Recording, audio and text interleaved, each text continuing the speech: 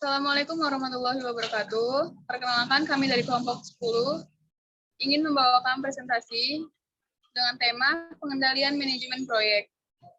Yang di mana ada materi seperti pengertian manajemen proyek, jenis-jenis manajemen proyek, tujuan dari pengendalian proyek, pengendalian mutu manajemen proyek, langkah-langkah pengendalian proyek, hakikat suatu proyek, lingkungan pengendalian proyek, perencanaan proyek, pelaksanaan proyek, sifat laporan proyek, dan lain-lain.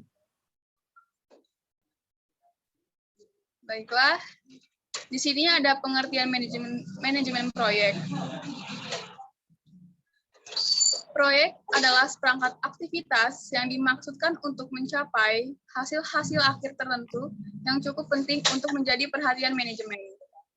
Contohnya, proyek konstruksi, produksi produk dengan ukuran khas, pengaturan kembali pabrik, pengembangan dan pemasaran produk, penggunaan konsultan, pengauditan, akuisisi, R&D, kerja, dan lain-lain. Manajemen proyek adalah sebuah disiplin keilmuan dalam hal perencanaan, pengorganisasian, pengelolaan, dengan menjalankan serta pengendalian untuk dapat mencapai tujuan-tujuan proyek. Adanya jenis-jenis manajemen proyek. Proyek konstruksi, contohnya berupa gedung-gedung, pembangunan, jembatan, dan jalan raya. Manufacturing industry project, berupa kegiatan merancang proyek sehingga terbuatnya suatu hasil produk. Proyek pengembangan produk baru merupakan gabungan dari proyek penelitian dan pengembangan dengan proyek padat modal. Proyek infrastruktur, penyediaan kebutuhan masyarakat luas dalam hal pemasaran, transportasi, waduk, pembangkit listrik, instalasi telekomunikasi, dan penyediaan sumber air minum. Adanya tujuan dari pengendalian proyek. Research and Development Project dapat kita sebut suatu penelitian dan pengembangan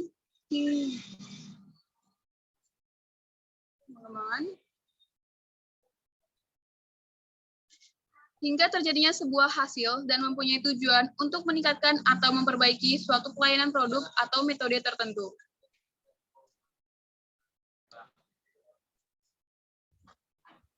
Dan adanya tujuan dari pengendalian proyek. Tujuan dari pengendalian proyek, 1. Memastikan pencapaian tujuan proyek apakah sesuai dengan target yang telah ditentukan. Yang kedua, mengendalikan pelaksanaan proyek agar sesuai dengan estimasi rencana awal. Yang ketiga, dengan melakukan pengendalian, diharapkan adanya masukan apakah rencana manajemen proyek perlu diupdate atau tidak. Adanya pengendalian mutu manajemen proyek. 1. Meletakkan dasar filosofi dan mutu proyek. Pada umumnya di perusahaan-perusahaan besar memiliki buku atau dokumen yang berisi pedoman dasar, filosofi, dan kebijakan mutu yang harus diikuti selama menjalankan operasi atau proses produksi. Yang kedua, memberikan keputusan strategis mengenai hubungan antara mutu dan jadwal pada proyek yang saling tarik-menarik yang terdiri dari jadwal dan biaya. Pimpinan perusahaan harus menggariskan bobot mutu relatif terhadap biaya dan jadwal proyek. Keputusan ini akan menjadi pegangan pengelolaan sepanjang siklus proyek. Dan yang ketiga, membuat program menjamin dan pengendalian mutu proyek QA atau QC. Program yang dimaksud adalah penjabaran pedoman dan filosofi yang tersebut pada butir A, tetapi disesuaikan dengan keperluan proyek yang spesifik dan tidak bertentangan dengan program mutu perusahaan secara keseluruhan. Dan yang keempat, adanya implementasi program QA dan QC. Setelah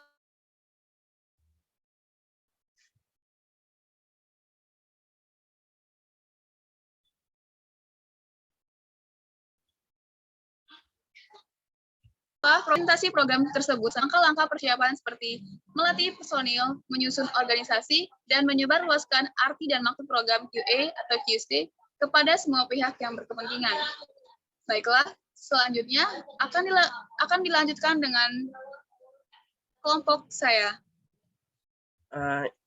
Yang selanjutnya yaitu langkah-langkah pengendalian proyek. Yang pertama, menentukan standar performansi, misalnya spesifikasi teknis, biaya yang dianggarkan, jadwal atau kebutuhan sumber daya. Yang kedua, membandingkan performa aktual dengan performa standar. Yang ketiga, melakukan tindakan koreksi terhadap penyebab terjadinya perbedaan performansi aktual terhadap performansi standar. Hakikat suatu proyek. Kegiatan ini dimaksudkan untuk mencapai hasil akhir tertentu yang memiliki arti yang cukup penting bagi kepentingan pihak manajemen proyek. Bisa dalam bentuk proyek, konstruksi, dan lain sebagainya.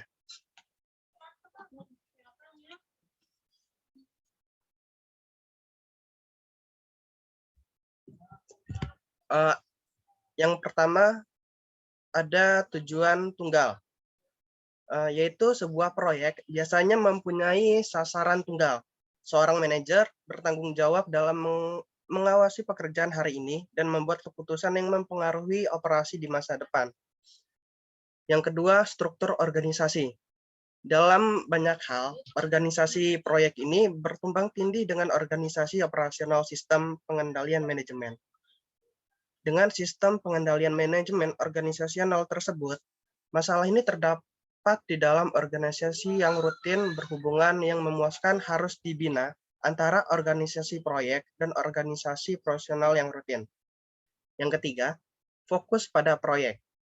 Pengendalian atas proyek ini di mana tujuannya adalah untuk menghasilkan produk yang memuaskan dalam jangka waktu yang telah ditentukan dan pada tingkat biaya yang optimum. Sebaliknya, pengendalian manajemen daripada organisasi rutin difokuskan pada kegiatan-kegiatan dalam suatu periode waktu tertentu, seperti 1 bulan dan berlaku pada semua produk yang dikerjakan dalam jangka waktu tersebut. Yang keempat, memerlukan trade-off.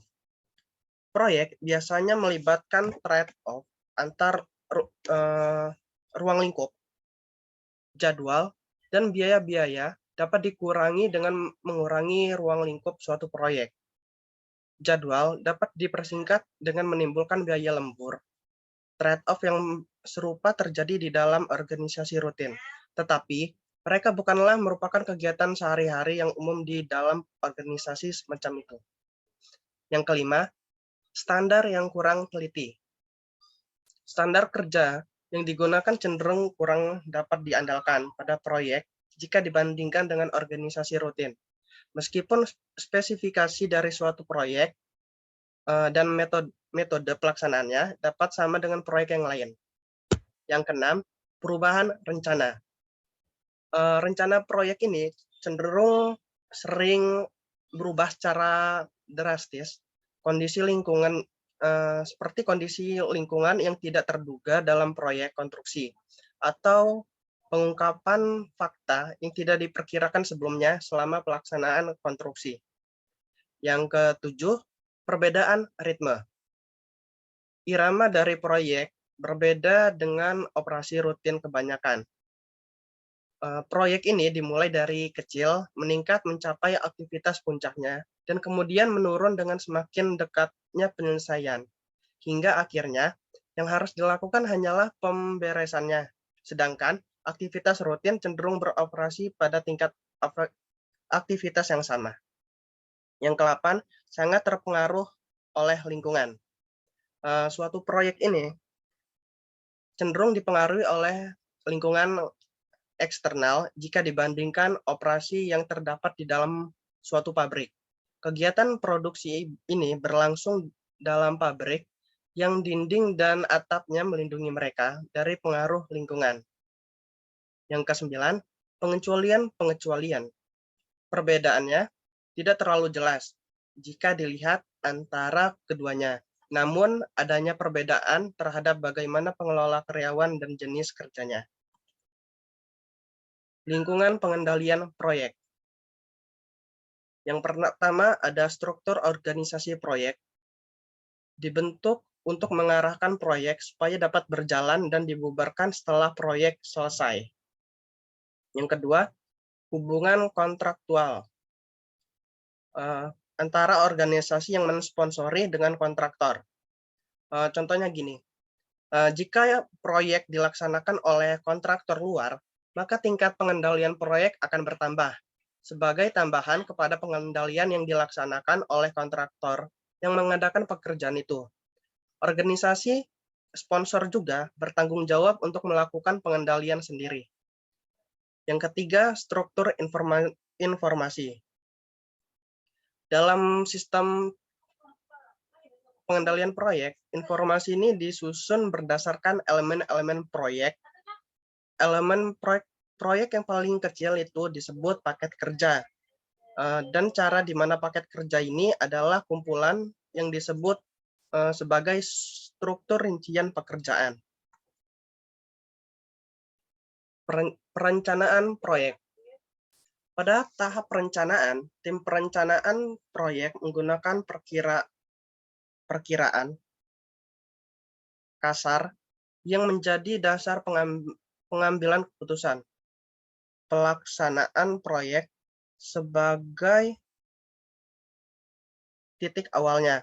Mereka mengolah perkiraan ini menjadi spesifikasi terinci atas produk, jadwal rinci, dan anggaran biaya. Penting dalam perencanaan proyek terkait pada sifat rencana proyek, analisis jaringan kerja, penaksiran biaya, penyusunan anggaran pengendalian, dan aktivitas-aktivitas perencanaan lainnya. Sifat rencana proyek terdiri dari lingkup, jadwal, dan biaya. Lingkup merupakan spesifikasi setiap paket pekerjaan dan nama dari orang atau unit organisasi yang bertanggung jawab. Jadwal itu merupakan estimasi waktu yang diperlukan untuk menyelesaikan setiap paket pekerjaan dan hubungan antara paket pekerjaan. Sedangkan untuk biaya itu merupakan anggaran proyek, biasanya disebut anggaran pengendalian. Lalu ada analisis jaringan kerja. Misal menggunakan Program Evaluation and Review Technique atau GPM, Critical Path Method. Yang ketiga, penaksiran biaya. Permasalahannya, tahu aktivitasnya, tidak tahu biayanya, atau tidak tahu aktivitasnya, tidak tahu biayanya. Yang keempat, penyusunan anggaran pengendalian, dan kelima, aktivitas-aktivitas perencanaan lainnya. Pelaksanaan proyek. Dengan detail proyek yang jelas dan terperinci, maka aktivitas proyek siap untuk memasuki tahap eksekusi atau pelaksanaan proyek. Spesifikasi proyek dalam bentuk yang pertama, paket kerja, jadwal, anggaran, dan manajer yang bertanggung jawab atas paket kerja tersebut.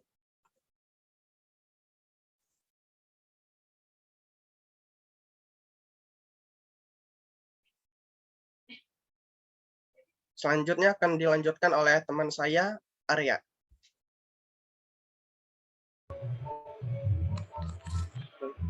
Selanjutnya saya akan menjelaskan sifat laporan proyek.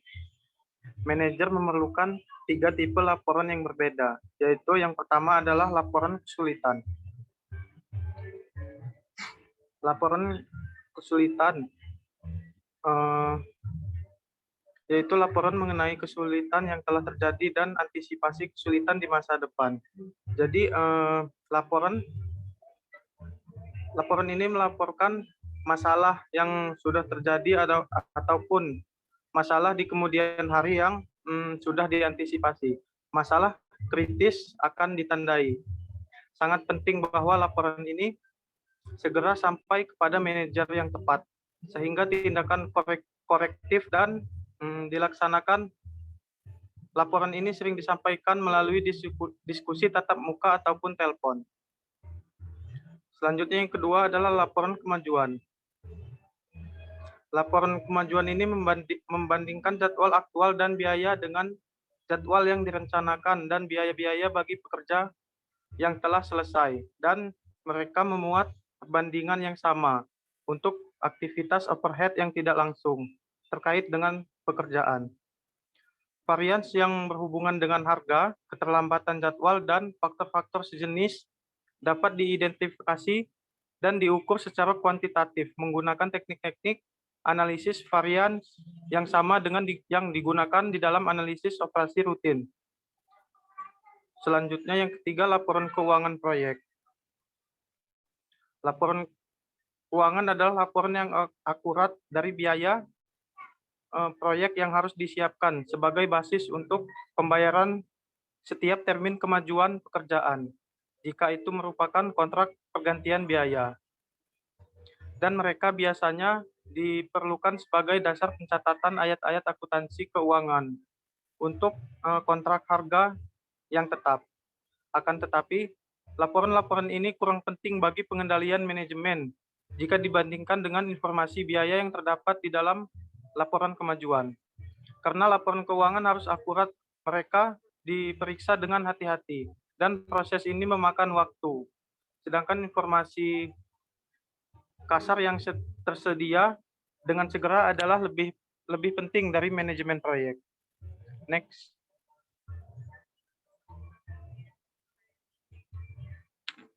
Selanjutnya, penggunaan laporan proyek. Penggunaan laporan proyek yang pertama yaitu laporan kesulitan. Para manajer banyak menggunakan waktunya untuk menghadapi laporan kendala. Pada umumnya, proyek memiliki banyak laporan seperti ini. Salah satunya adalah tugas manajer untuk menentukan yang mana yang mempunyai prioritas yang paling tinggi. Dalam jumlah jam per hari yang terbatas, manajer dari proyek yang besar tidak mungkin dapat menangani semua situasi yang menyebabkan atau dapat menyebabkan proyek berjalan dengan kurang lancar. Nah, oleh karena itu, manajer harus memutuskan masalah mana yang akan mendapatkan perhatian pribadinya, yang mana yang akan didelegasikan kepada orang lain, dan yang mana yang akan diabaikan dengan asumsi bahwa personel yang mengoperasikan akan mengambil tindakan korektif yang diperlukan. Yang kedua yaitu laporan kemajuan. Manajer tidak harus melakukan pembatasan atas jumlah titik-titik permasalahan yang mendapat perhatian mereka secara pribadi. Mereka juga harus mencoba untuk menghindari pengeluaran banyak waktu untuk menyelesaikan masalah yang genting, sehingga tidak ada lagi waktu yang tersisa untuk melakukan analisis yang seksama atas laporan kemajuan. Analisis seperti ini dapat mengungkapkan potensi masalah yang tidak tampak di dalam laporan kendala. Dan manajer perlu mengidentifikasi masalah-masalah ini dan merancang bagaimana masalah tersebut dapat diselesaikan. Godaan yang terjadi adalah terlalu banyak menghabiskan waktu untuk masalah yang dihadapi saat ini dan tidak mempunyai cukup waktu untuk mengidentifikasi masalah yang kemungkinan akan muncul. Nah, beberapa manajer dengan sengaja mengesampingkan sejumlah waktu untuk merefleksikan apa yang ada di depan. Pendekatan untuk menganalisis laporan kemajuan adalah sesuatu yang telah dikenal sebagai pengelolaan dengan pengecualian. Jika kemajuan pada suatu bidang tertentu adalah memuaskan, maka tidak perlu diberikan perhatian atas bidang itu, kecuali untuk mengucapkan selamat kepada orang yang bertanggung jawab. Perhatian dipusatkan kepada bidang-bidang di mana kemajuan tidak memuaskan atau dapat menjadi tidak memuaskan. Dan yang ketiga yaitu laporan keuangan proyek. Beberapa organisasi membandingkan biaya aktual yang terjadi sampai saat ini dengan biaya anggaran atas pekerjaan yang telah dilakukan sampai saat ini. Organisasi yang lain melaporkan estimasi saat ini dari total biaya untuk keseluruhan proyek. Dibandingkan dengan biaya yang dianggarkan untuk keseluruhan proyek tersebut, estimasi saat ini diperoleh dengan mengambilnya biaya aktual yang terakhir dan menambahkan estimasi biaya untuk penyelesaiannya, yaitu tambahan biaya yang diperlukan untuk menyelesaikan proyek. Jenis laporan yang terakhir disebutkan adalah cara yang berguna untuk memperlihatkan bagaimana proyek diharapkan akan selesai, asalkan estimasi biaya untuk menyelesaikannya dihitung dengan benar. Next. Selanjutnya yaitu pemeriksaan proyek. Pemeriksaan proyek adalah pemeriksaan yang dilakukan terhadap proyek untuk menilai kuantitas, mutu, biaya, dan waktu pengerjaan proyek. Audit proyek dalam melaksanakan tugasnya tidak boleh menyita banyak waktu penanggung jawab proyek. Selanjutnya evaluasi proyek. Next. Selanjutnya evaluasi proyek. Evaluasi proyek ini mempunyai dua aspek yang terpisah, yaitu evaluasi dari kinerja dalam melaksanakan proyek dan evaluasi dari hasil yang diperoleh dari proyek. Yang pertama yaitu evaluasi dari kinerja dalam melaksanakan proyek ini mempunyai dua aspek terhadap manajemen proyek dan evaluasi dari proses pengelolaan proyek. Tujuan yang pertama adalah untuk membantu pengambilan keputusan yang berhubungan dengan manajer proyek, termasuk imbalan, promosi, titik membangun, atau penugasan kembali. Tujuan hal yang terakhir adalah untuk menemukan cara yang lebih baik dalam melaksanakan proyek berikutnya. Nah, dalam banyak kasus, evaluasi ini bersifat informal. Jika hasil dari proyek yang memuaskan, dan jika proyek tersebut penting, evaluasi formal akan perlu dilaksanakan. Begitu pula evaluasi formal atas proyek yang sangat berhasil dapat mengidentifikasi teknik-teknik yang akan memperbaiki kinerja dan proyek-proyek di kemudian hari. Karena pekerjaan pada sebuah proyek cenderung kurang distandarisasi dan kurang dapat diukur jika dibandingkan dengan pekerjaan yang di pabrik, evaluasi terhadap proyek lebih bersifat subjektif daripada evaluasi aktivitas produksi. Ini mirip dengan evaluasi aktivitas pemasaran, di mana efek dari faktor eksternal pada kinerja harus diperhitungkan. Yang kedua yaitu evaluasi dari proses pengelolaan proyek. Maksudnya evaluasi dari hasil yang diperoleh dari proyek. Keberhasilan sebuah proyek tidak dapat dievaluasi sampai setelah berlalunya cukup banyak waktu yang mengizinkan pengukuran dari manfaat dan biaya aktualnya. Hal ini dapat membutuhkan waktu bertahun-tahun, kecuali jika dampaknya dapat diukur secara khusus. Evaluasi seperti ini mungkin tidak memiliki manfaat untuk dilakukan. Dengan mengambil contoh ekstern, keuntungan dari pengenalan lini produk baru biasanya dapat diukur karena pendapatan dan pengeluaran yang berhubungan dengan lini tersebut akan diketahui. Sedangkan keuntungan dari pemasangan mesin yang tidak menggunakan banyak pekerja tidak akan dapat diidentifikasi. Jika biaya yang terjadi tertimbun oleh berbagai biaya produk dan tidak diidentifikasi, jika biaya yang terjadi tertimbun oleh berbagai biaya produk dan tidak dapat secara terpisah dilacak sampai ke mesin baru tersebut, tambahan pula tidak ada gunanya mencoba mengevaluasi sebuah proyek, kecuali jika ada tindakan yang dapat diambil berdasarkan analisis ini. Bagian dari evaluasi seharusnya adalah perbandingan dari hasil sebenarnya dengan hasil yang diantisipasi ketika proyek disetujui. Hasil yang diantisipasi didasarkan kepada asumsi tertentu.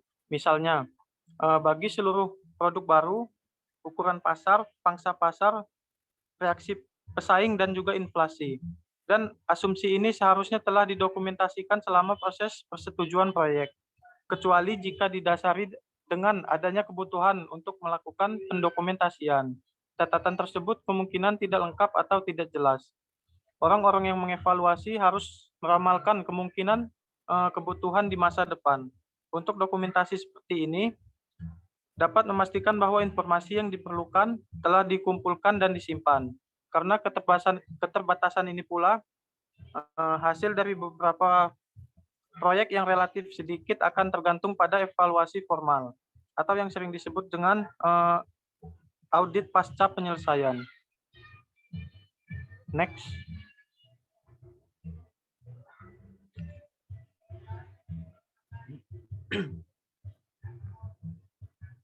Next, Bang.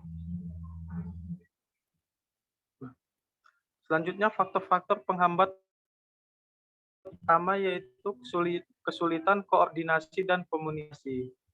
Pada proyek dengan ukuran dan kompleksitas yang amat besar, yang melibatkan banyak organisasi ditambah lagi banyaknya kegiatan yang saling terkait, maka akan timbul masalah kesulitan koordinasi dan komunikasi. Kesulitan yang sama bisa juga timbul karena kerumitan pendefinisian struktur organisasi proyek yang dibuat oleh perencana. Yang kedua yaitu faktor tenaga kerja. Pengawas atau inspektur yang kurang ahli di bidangnya atau kurang berpengalaman dapat menyebabkan pengendalian proyek menjadi tidak efektif dan kurang akurat. Dan yang ketiga yaitu faktor sistem pengendalian, penerapan sistem informasi dan pengawasan yang terlalu formal dengan mengabaikan hubungan kemanusiaan akan timbul kelakuan dan keterpaksaan. Oleh karena itu, perlu juga diterapkan cara-cara tertentu untuk mendapatkan informasi secara tidak resmi. Misalnya ketika makan bersama, saling mengunjungi, komunikasi lewat telepon, dan lain sebagainya.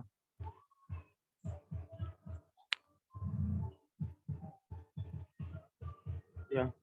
Baik, selanjutnya saya kembalikan ke moderator. Baik, terima kasih. Baiklah, itu saja yang dapat kami sampaikan dari kelompok 10. Kurang lebihnya kami mohon maaf. Terima kasih atas perhatiannya. Assalamualaikum warahmatullahi wabarakatuh. Selamat